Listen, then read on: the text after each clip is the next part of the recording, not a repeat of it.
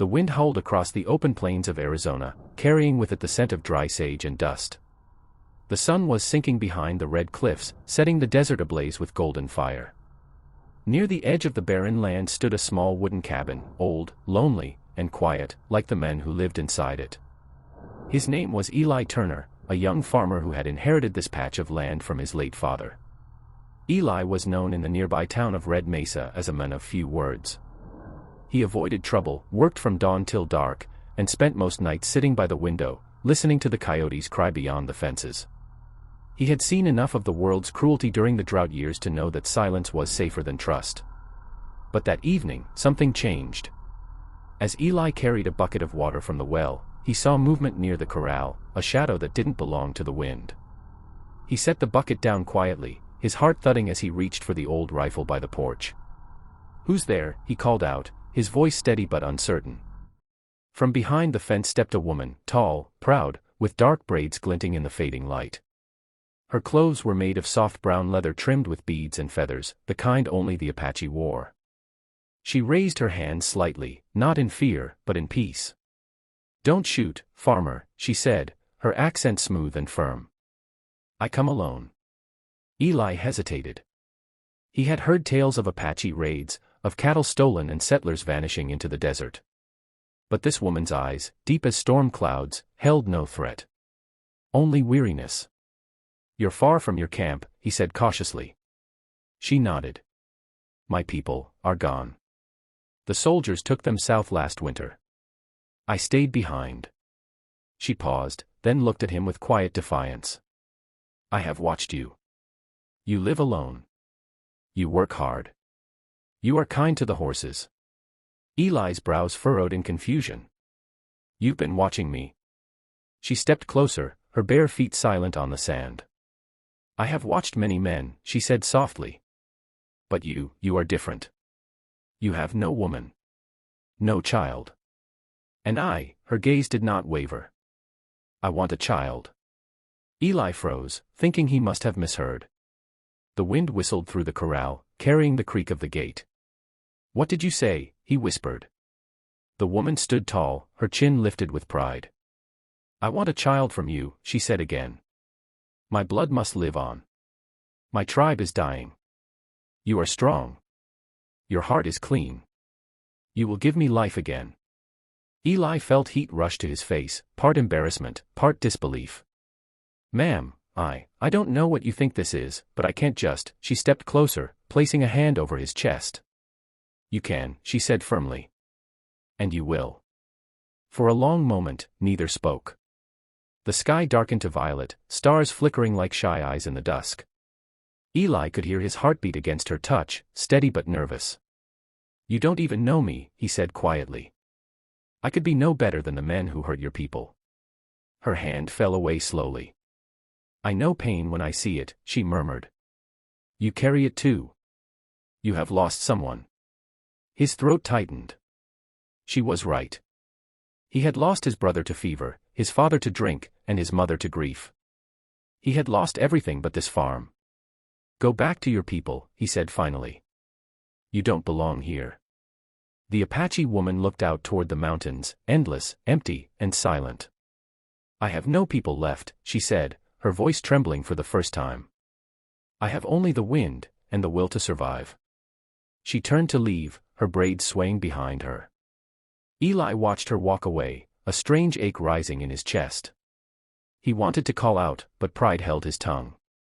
When he entered his cabin that night, her face lingered in his mind, those fierce eyes, that quiet sadness. Hours passed, but sleep would not come. He kept hearing her words, "I want a child from you." It wasn't lust that haunted him, but something deeper, the thought of being needed, of being chosen for something greater than loneliness. Near midnight, a knock came at the door. Eli froze. No one came this far after dark. He opened the door cautiously, and there she was again, standing in the moonlight, her skin pale silver under the stars. "The desert is cold," she whispered. "Let me stay for the night." Eli hesitated, then stepped aside. She entered quietly, her presence filling the cabin like warmth after winter. She sat by the fire, her gaze lost in the flames. "What's your name?" Eli asked softly. Nayeli, she said. It means I love you in my tongue. He nodded slowly. It's a beautiful name. She smiled faintly. It was my mother's gift. She said love is the only thing the white men can never steal.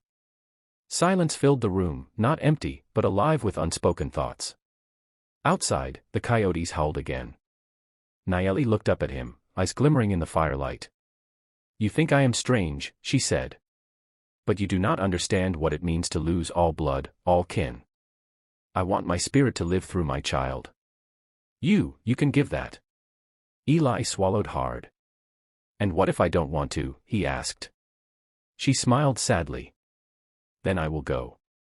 But I will take with me the memory of the only good man I ever met. He looked at her, at the courage, the pain, the fierce will that refused to die. And for the first time in years, something inside him stirred. You can stay tonight, he said quietly. No promises beyond that. She nodded once, as if she already knew. As the fire crackled low and the desert wind sang outside, two lost souls sat together, one seeking a future, the other trying to remember he still had one. And that night, something unspoken began, not love yet, not desire, but the slow healing of two broken hearts bound by fate and the endless wild west sky. The morning sun broke over the hills like a promise of peace after a storm. Eli woke to the soft crackle of firewood and the smell of cornmeal cooking. For a moment, he thought it was a dream, the cabin filled with warmth, the air no longer hollow. Then he saw her, Nayeli, kneeling by the stove, her braids glinting in the sunlight that spilled through the window. She turned slightly when she noticed him awake. I made breakfast, she said simply. You had little food left, so I used what I found. Eli sat up, rubbing the sleep from his eyes. You didn't have to, he murmured. I wanted to, she replied. When a woman shares a roof with a man, she should bring him morning light. The words struck him deeply, though he didn't show it. For years his mornings had been silent, filled only with the sound of his boots on the dusty floor. Now there was another heartbeat in the room, and somehow, the world didn't feel so empty. After breakfast, Nayeli followed him outside to the corral. The horses neighed softly as she approached, their ears flicking with curiosity. They trust you, Eli said, watching her stroke the mare's neck. Animals know who carries peace, she answered. Your heart has peace too, even if you try to hide it. 4 days, she stayed. She helped mend fences, fetched water, and cooked with herbs Eli had never seen. At night, she told him stories of her people, of eagles that carried messages to the Great Spirit, of women who spoke to rivers and danced with thunder. He listened, spellbound, feeling as though the desert itself was breathing again through her voice. But not all hearts in Red Mesa were kind. One afternoon, as Eli and Nayeli rode to town for supplies, eyes turned cold and whispers followed them like snakes in the dust. That's Turner, someone muttered. Bringing an Apache woman to town. Another man spat on the ground.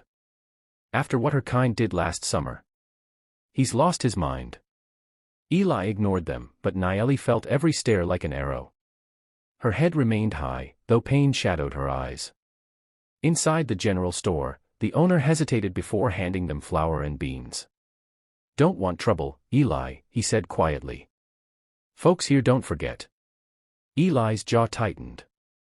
Maybe they should, he said. The war's over. The man only shook his head. That night, as they rode home under a blood-red sky, Nayeli broke her silence. Your people will never accept me, she said softly. They will always see me as the enemy. Eli looked at her, his heart aching. You're not my enemy, Nayeli. She met his eyes. Then what am I? He hesitated, then said what he had feared to admit. You're someone I can't stop thinking about. They reached the cabin in silence. The wind was rising again, carrying sand and whispers across the plains. Inside, the fire burned low. Nayeli turned to him, her face calm but her voice trembling.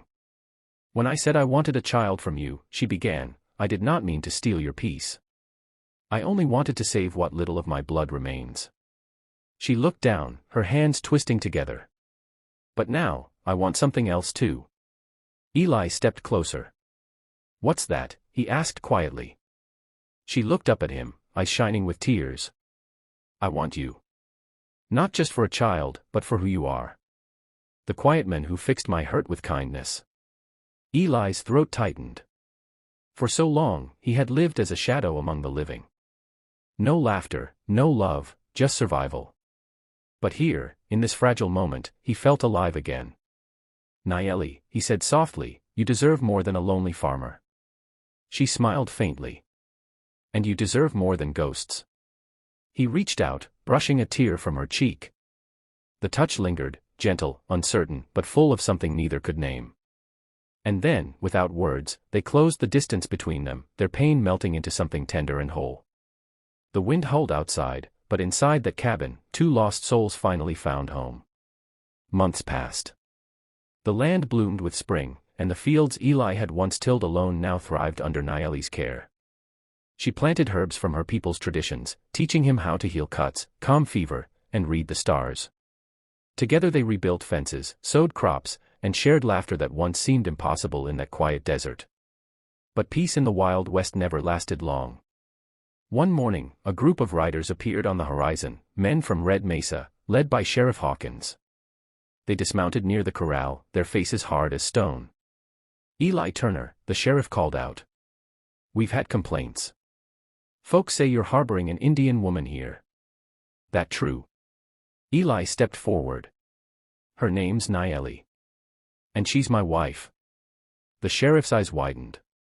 You're what? My wife, Eli repeated, his voice steady. By spirit, if not by paper. A murmur rippled through the men. One spat into the dirt. You're a fool, Turner. She's trouble. That woman's blood brought war. Eli's eyes blazed. Her blood brought life. You just can't see it. For a tense moment, no one moved. Then the sheriff sighed, lowering his gun. You're making a hard life for yourself, boy, he said quietly. Town won't forgive this.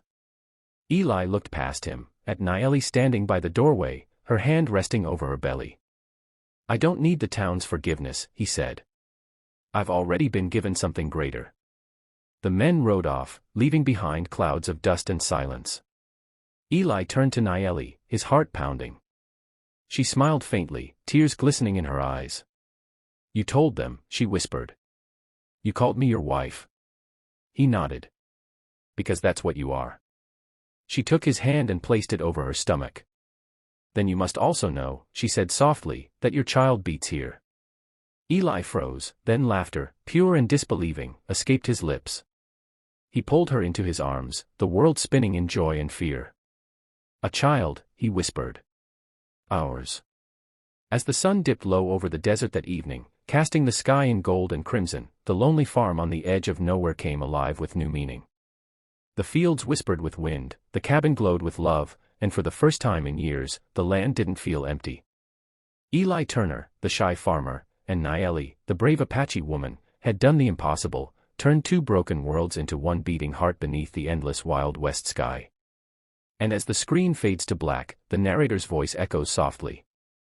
Love knows no borders, no bloodlines, no color of skin. It only knows truth, and the courage to hold it when the world says let go.